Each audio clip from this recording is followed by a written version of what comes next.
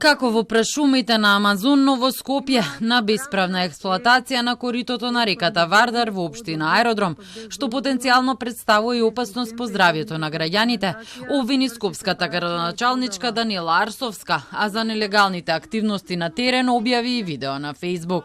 Експлоатацијата според неа ја врши фирма која нема никакви лиценци, елаборати, дозволи, одобренија, ниту за работа, ниту за механизација. Станува збор за фирмата Прогрес Компани од селото Долно Коњари во Петровец. А која е фирмата? Основана е во 2004 година од Ќазим и Ќамил Османовиќ. Дејноста е изградба на патишта и автопати. Во архивските изданија на Службен весник може да се најде дека на Прогрес Компани владата предводена од Владо Бучковски во 2006 и доделила договор за концесија за експлоатација на песок и чакал во Долно Коњари од реката Пчиња. Но друга фирма со слично име и од истото село која се поврзува со Ќамил Османовиќ до 2021 година ќе врши експлоатацијата. Фирмата Европрогрес, каде Ќамил Османовиќ е директор, а дејноста е вадење на чакал и песок. Но жителите на Горно, Долно и Средно Коњари добро им била позната Европрогрес. Ке протестираат против експлоатацијата и ќе обвинат за еколошка катастрофа поради неконтролираниот ископ на песок и чакал, а како резултат на тоа и на проблеми со водоснабдувањето.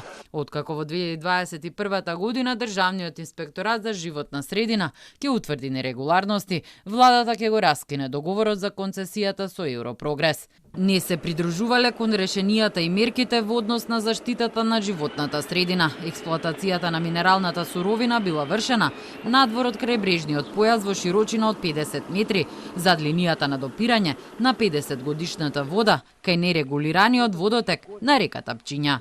Градоначалничката Арсовска обвини на закани и најави пријава за Ќамил Османовиќ, а за случајот ги информирала и надлежните институции. Се обидовме да стапиме во контакт со мобилниот телефонски број на фирмата Прогрес Компани. Најпрв им беше зафатено, а потоа телефонскиот број беше недостапен. Веројатно, пошто немаат никаква дозвола, како ќе се легитимираат кога